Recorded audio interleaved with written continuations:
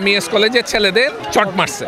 হ্যাঁ, তা আসার পরে ওই মেয়ে ওদেরকে চর মারে, তারপর আবার বলছে যে পায়ে ধরে ক্ষমা চাইতে হবে। এখানে আমাদের যে এই কলেজের মাঠটা ওমরগনি এমইএস কলেজের মাঠ, এই মাঠে কালকে অনুমতি নিয়ে ইস্পাহানির একটা ফাইনাল খেলা ছিল, ফুটবল খেলা। ওই খেলাতে দেখতে গিয়ে একজন ফুটবলার একটা মেয়ের উপর বল পড়ছে, খেলতে গিয়ে ওই বলটা পড়ছে এবং এরপর ওই মেয়েটা নাকি এমইএস কলেজের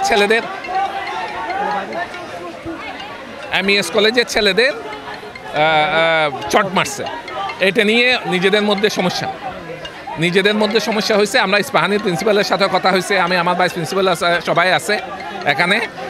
আমরা চেষ্টা করছি আগে শিক্ষার্থীদের নিরাপত্তার বিষয়টা, কারণ যাতে ইস্পাহানি এবং আমাদের এমইএস কলেজের শিক্ষার্থীরা আগে চলে যেতে পারে, সেই জন্য আমরা বাইরে দাঁড়ায় রয়েছি এবং ওখানে ওরাও আছে। আমরা সেনাবাহিনীকেও কল করছি, ইতিমধ্যে পুলিশ আসছে, আমরা চেষ্টা করতেছি সেটা। আমরা এটা হলো কি, যারা অপরাধ করছে আমাদের এমইএস কলেজের কয়েকজন স্টুডেন্ট এখানে উইন্ডেড হয়েছে।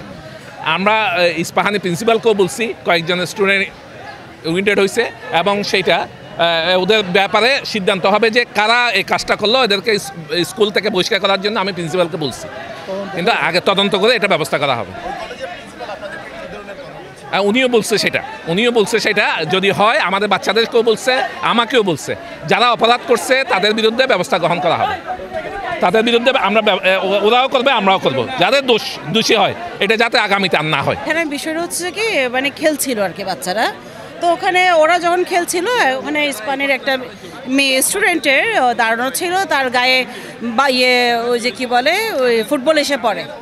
হ্যাঁ, তা আসার পরে ওই মেয়ে ওদেরকে চর মারে, তারপর আবার বলছে যে পায়ে ধরে ক্ষমা চাইতে হবে।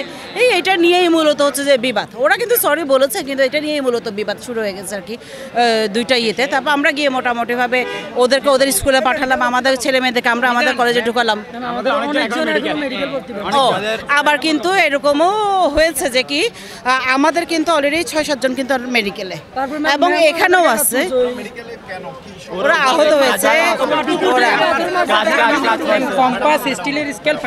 ওরা ওই যে মানে আমাদের কিছু স্টুডেন্টকে ওখানে মানে উত্তেজনা পরিস্থিতিতে আর কি, এরাও আমাদের ছেলে মেয়ে, ওরাও আমাদের ছেলে মেয়ে, তাই না? তো এখন ওদের ভিতরে একটা উত্তেজনা পরিস্থিতিতে আমাদের স্টুডেন্টকে স্পাইতে নিয়ে যায়, ওখানে ছেলেরা মারে, হ্যাঁ 15-20 জন মিলে মারে, এভাবে কিন্তু ওরা আহত হয় আর কি।